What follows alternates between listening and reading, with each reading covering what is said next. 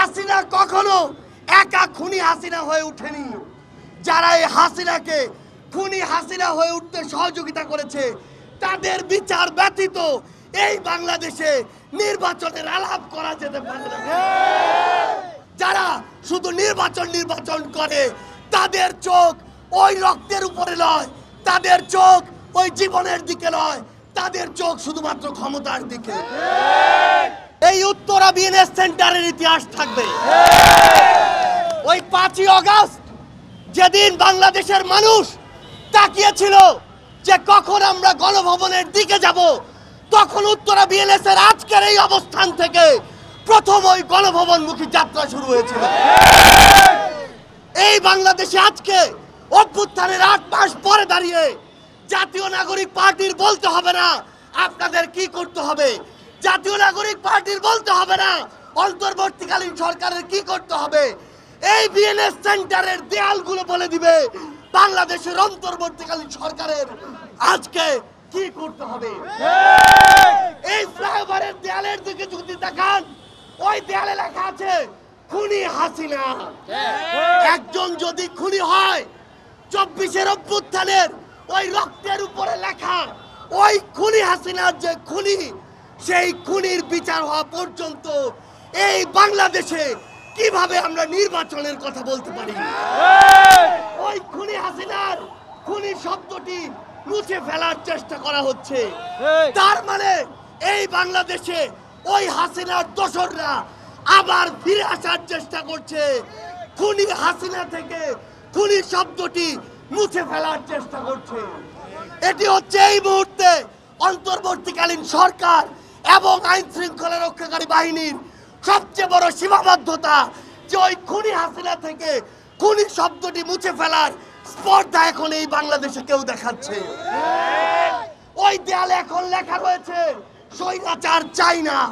রক্তের বিনিময়ে এই উত্তরা, এই বাংলাদেশ যে স্বৈরাচারকে হটিয়েছে, সেই স্বৈরাচার এই বাংলাদেশে আমরা আর চাই না। এই স্বৈরাচার কখনো একা স্বৈরাচার হয়ে উঠতে পারে না।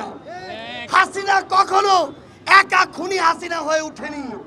যারা এই হাসিনাকে খুনি হাসিনা হয়ে উঠতে সহযোগিতা করেছে তাদের বিচার ব্যতীত এই বাংলাদেশে নির্বাচনের আলাপ করা যেতে পারে না। আমরা স্পষ্ট করে একটি কথা বলি, এই অন্তর্বর্তীকালীন সরকারের সবচেয়ে বড় যে লেজিটিমেসি, আজকে যারাই এটি অস্বীকার করে স্পর্ধা দেখাক, সেই লেজিটিমেসি হচ্ছে ১৩,০০০-এর অধিক শহীদের জীবন এবং তাদের রক্ত।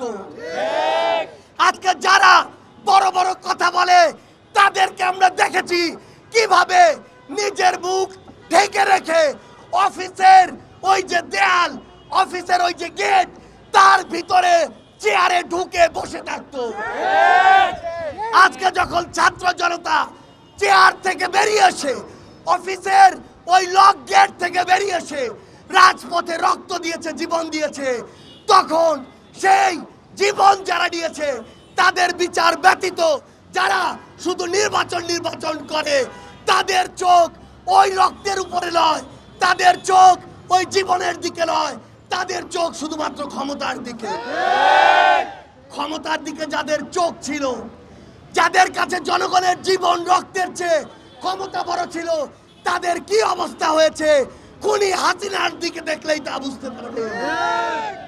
আমরা স্পষ্ট করে বলি, এই বাংলাদেশে ওই হাসিনা খুনি হাসিনা হয়ে উঠেছে যে স্বৈরাচার তৈরি করেছে, যে সিস্টেমটা তৈরি করেছে, এদের সামগ্রিক বিচার না হওয়া পর্যন্ত এই বাংলাদেশে অন্য কিছু চিন্তা করা শুধুমাত্র ব্যক্তি স্বার্থকে প্রাধান্য দেওয়ার সবচেয়ে বড় লক্ষণ। যারা এই বাংলাদেশে ব্যক্তি স্বার্থ আর দলীয় স্বার্থকে জাতীয় স্বার্থ কিংবা জনগণের স্বার্থের চেয়ে বড় করে দেখেছে, তাদের ফল ভালো হয়নি।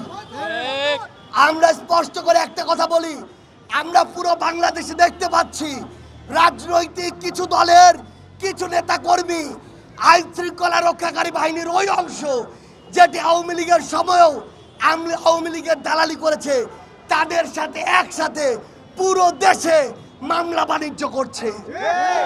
তারা একসাথে বিভিন্ন নিরপরাধ মানুষকে মিথ্যা মামলায় ঢুকিয়ে জিম্মি করছে, আবার তারা একসাথে অনেক অপরাধীকে গ্রেফতার করার মতো বিন্দু মাত্র আগ্রহ দেখাচ্ছে না। আমরা স্পষ্ট করে একটা কথা বলি, এই যে মামলা দেওয়ার আগে ডেকে নিয়ে টাকা নেওয়ার ব্যবসা, মামলা দেওয়ার পর নাম কাটানোর ব্যবসা, মামলা দিয়ে জামিন করানোর জন্য আবার টাকার ব্যবসা, এগুলো বিগত 16 বছরের কালচার। এগুলো বাদ দিন, না হলে আপনাদের পরিণতি একই রকম হবে। আমরা স্পষ্ট করে একটি কথা বলি, এই বাংলাদেশে 24-এর অভ্যুত্থান পরবর্তী বাংলাদেশে ওই খুনিদের বিচার হওয়ার পূর্ব পর্যন্ত অন্য কোনো কিছুর কথা বাংলাদেশের ছাত্র সমাজ মেনে নিবে না। আমরা আমাদের জায়গা থেকে পুরো বাংলাদেশের মানুষের পক্ষ থেকে একটাই দাবি জানাই, যারা এত বড় একটি গণহত্যা ঘটিয়েছে তাদের এই বাংলাদেশে রাজনৈতিক কর্মকাণ্ড করার কোনো ধরনের অধিকার থাকতে পারে না। তারা এই বাংলাদেশের আগামী নির্বাচনে অংশগ্রহণ করার বিন্দু মাত্র প্রশ্ন আসে না। যারা এই স্পর্ধা দেখাবে তাদের বিরুদ্ধে বাংলাদেশের ছাত্র জনতা দাঁড়াবে, তাদের বিরুদ্ধে শহীদ পরিবার দাঁড়াবে, তাদের বিরুদ্ধে আহত যোদ্ধারা দাঁড়াবে, তাদের বিরুদ্ধে 24-এর আন্দোলনের ছাত্র জনতা দাঁড়াবে। আমরা জাতীয় নাগরিক পার্টির পক্ষ থেকে স্পষ্টভাবে বলি, ওই খুনি হাসিনার বিচার হতে হবে। এই বাংলাদেশের আগামী নির্বাচনের পূর্বে আমরা খুনি হাসিনার বিচারের রায় দেখতে চাই। খুনি হাসিনা এই হত্যাকাণ্ডের যে হুকুম দিয়েছিল, এটার বিন্দু মাত্র প্রমাণের কি অভাব রয়েছে? খুনি হাসিনা এই হত্যাকাণ্ডের নির্দেশদাতা, তার বিচার হতে এত বিলম্ব আমরা কখনো গ্রহণ করব না। আমরা আমাদের জায়গা থেকে এই খুনিদের বিচার চাই, আমরা আমাদের জায়গা থেকে গণপরিষদ নির্বাচন চাই, আমরা আমাদের জায়গা থেকে এই বাংলাদেশে ওই খুনি আওয়ামী লীগের কোনো রাজনৈতিক কর্মকাণ্ড দেখতে চাই না।